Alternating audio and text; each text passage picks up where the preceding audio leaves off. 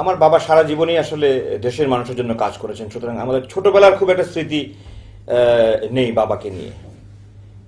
ছোটবেলার স্মৃতি হলো আমরা বাবাকে দেখছি সফরে যাচ্ছেন আসছেন, একসাথে হয়তো একবেলা খেলাম আবার চলে গেলেন, এছাড়া খুব বেশি স্মৃতি নেই। কিন্তু বড় হওয়ার পরে বাবাকে অনেক দেখেছি, অনেক কাছে পেয়েছি, এবং একটা মানুষ হিসাবে আমি মনে করি আমার দেখা পৃথিবীতে যত মানুষ আছে উনি শুধু শ্রেষ্ঠই নন, ওনার কাছাকাছি যদি কাউকে আমি চিন্তা করি দ্বিতীয় ব্যক্তি হিসাবে ওনার থেকে অনেক পেছনে।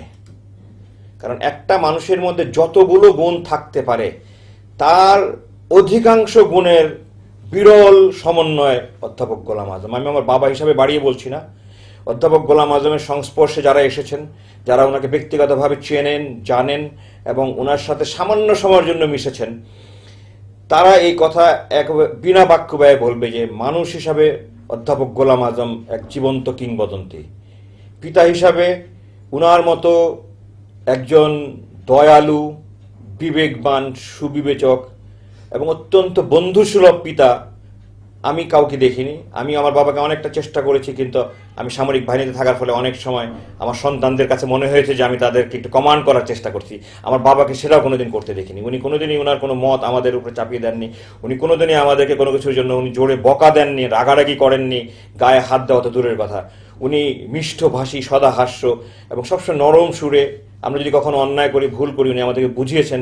কোনোদিন আমাদের সাথে অসদাচরণ করেননি। আমাদের সাথে কেন উনি কারোর সাথেই কোনোদিন অসদাচরণ করেছেন এমন কোনো নজির কেউ দিতে পারবেন। আমি চ্যালেঞ্জ দিয়ে বলতে পারি ওনার ছোটবেলা থেকে, ওনার স্কুল লাইফ থেকে এখনো আপনারা খুঁজে পাবেন মানুষ বেঁচে থাকবে এমন কোনো ব্যক্তি এসে দাঁড়িয়ে বলতে পারবে না যে অধ্যাপক গোলাম আজম আমাদের সাথে খারাপ আচরণ করেছেন।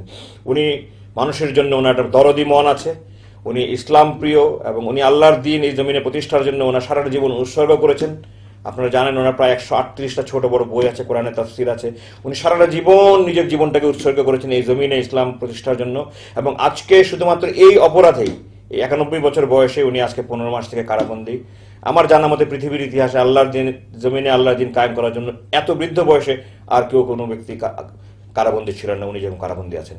তো আমার কাছে আফসোস হয় ছেলে হিসাবে না, এদেশের একজন নাগরিক হিসাবে, এদেশের একজন দেশপ্রেমিক মানুষ হিসাবে, যে আমাদের দেশ ওনার মতো একটা সৎ, যোগ্য, খোদাভীরু দেশপ্রেমিক নাগরিকের সার্ভিস পেল না। দেশ চালানোর দায়িত্বে যারা আছেন গত 42 বছরে, তারা আমি মনে করি কেউ এই প্রকৃত অর্থে দেশকে উন্নতির জন্য কাজ করেনি। আর দুর্ভাগ্য, যিনি কাজ করতেন, কাজ করার যোগ্যতা রাখেন, কাজ করার ইচ্ছা ছিল, তাকে পরিকল্পিতভাবে সারাটা জীবন প্রেক্ষাপট থেকে পর্দার আড়ালে রেখে দেওয়ার ষড়যন্ত্র চলছে এবং এখনো সেই ষড়যন্ত্র জারি আছে।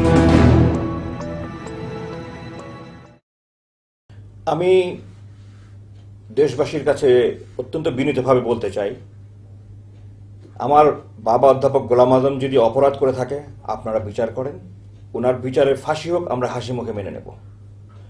কিন্তু আপনারা প্রকৃত ইতিহাস না জেনে কেবলমাত্র মিথ্যা প্রপাগান্ডার উপর ভিত্তি করে এবং এই বিভিন্ন গণমাধ্যমের মিথ্যা প্রচারণার প্রভাবিত হয়ে ওনার ব্যাপারে যদি বিদ্বেষ পোষণ করে ওনাকে দোষী মনে করেন এবং ওনাকে অভিযুক্ত হিসাবে আপনারা ফাঁসিতে ঝুলিয়ে মারতে চান, তাহলে এর চেয়ে বড় দুঃখজনক আর কোনো কিছু হবে না। আমাদের দেশে প্রকৃত নেতা কোনোদিনই ছিল না।